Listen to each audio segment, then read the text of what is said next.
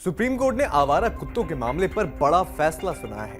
Supreme court ने कहा है कि दिल्ली एनसीआर में पकड़े गए आवारा कुत्तों को नसबंदी और टीकाकरण के बाद वापस उन्हीं के इलाकों में छोड़ दिया जाए।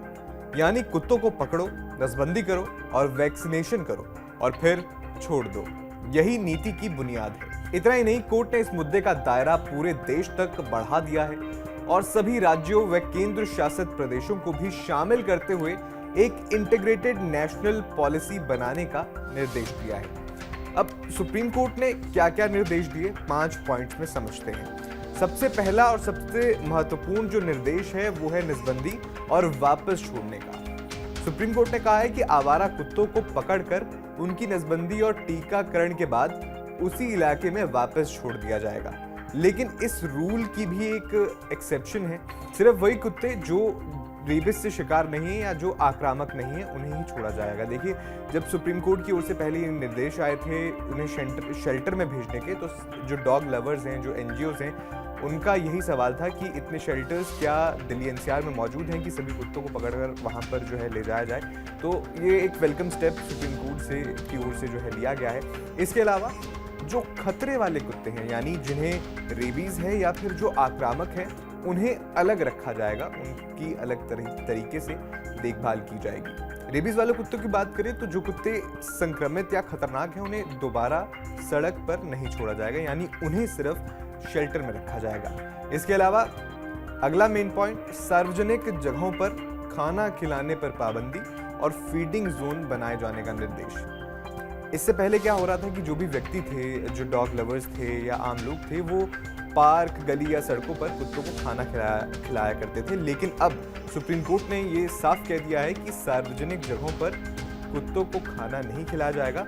इसकी जिम्मेदारी नगर निगम पर डाली गई है कि वो हर वार्ड में कुत्तों के लिए एक डेडिकेटेड फीडिंग जोन बनाएगा। ये जिम्मेदारी प्रशासन की होगी ताकि कुत्तों के लिए अलग से जोन बनाया जाए। इसके अलावा एनजीओ और डॉग लवर्स के लिए भी जिम्मेदारी तय की गई है।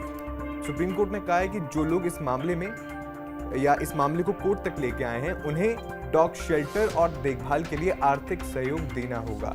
यानी जैसे जो डॉग लवर्स हैं उन्हें शेल्टर के लिए 25,000 रुपए और जो एनजीओज हैं उन्हें 2 लाख रुपए जमा करने होंगे, ताकि जो इन्फेक्टेड कुत्ते हैं या वैक्सीनेशन के लिए जिन्हें ले जाया जा रहा है, उनके लिए शेल्टर्स या वैक्सीनेशन प्रोग्राम जो है आराम से चलाया जा सके। इसके अलावा मेन पॉइंट अगला इस निर्देश का यह है कि देशव्यापी नीति का ग्राउंड वर्क जो है तैयार हो। सुप्रीम कोर्ट ने सभी राज्य और केंद्र शासित प्रदेशों को इस मामले में जोड़ा है ताकि एक इंटीग्रेटेड नेशनल पॉलिसी बने, क्योंकि ये पूरा मामला सिर्फ दिल्ली एनसीआर तक सीमित नहीं है। आप देश के किसी भी इलाके में चले जाइए, वहां इस तरह की समस्या देखने को मिलती है। इसी वजह से सुप्रीम कोर्ट की ओर से इंटीग्रेटेड नेशनल पॉलिसी बनाने के निर्देश दिए गए हैं। इसके अलावा सभी उच्च न्यायालयों में इस तरह के मामले जो भी लंबित हैं उन्हें सुप्रीम कोर्ट में लाया जाएगा। अब देखिए, इस पूरे मामले के की एस्पेक्ट्स क्या हैं। सबसे पहले तो था सार्वजनिक सुरक्षा। हमने देखा कि हर साल कुत्तों के काटने के सैकड़ों मामले सामने आते हैं। कई सोशल मीडिया पे वीडियोस जो हैं वो वायरल होती हैं। इनमें से कई मामले जो होते हैं वो रेबिस जैसी जानलेवा बीमारियों के भी होते हैं। तो ये एक बहुत कंसर्न था कि जो सार्वजनिक तौर पर जो कुत्ते घूमते हैं, आवारा कुत्ते घूमते हैं, अगर वो रेबिस के शिकार हैं और वो किसी को काट लें तो कहीं ना कहीं जो व्यक्ति काटा गया है उसकी जान को खतरा हो सकता है। उसके बाद वैक्सीनेशन का भी पूरा प्रोसेस है, तो ये एक खतरा था। इसके अलावा एक ये मुद्दा बहुत उठा कि पशु कल्याण बनाम सुरक्षा क्या जरूरी है। कई एनजीओज और समाज सेवी एबीसी यानी एनिमल बर्थ कंट्रोल नियमों का समर्थन करते हैं, यानी कि नसबंदी जरूरी है, लेकिन नसबंदी या वैक्सीनेशन करने के बाद कुत्तों को वापस सड़कों पर लौटाना एक उचित और मानवतावादी कदम है। इसके अलावा शहरी प्रशासन जो होगा, जो नगर निगम है, उनकी जिम्मेदारी भी तय की गई है, क्योंकि शेल्टर बनाने, खाना खिलाने के लिए जोन या नसबंदी कार्यक्रम चलाने के लिए ये सब जिम्मा जो है नगर निगम को सौंपा गया है।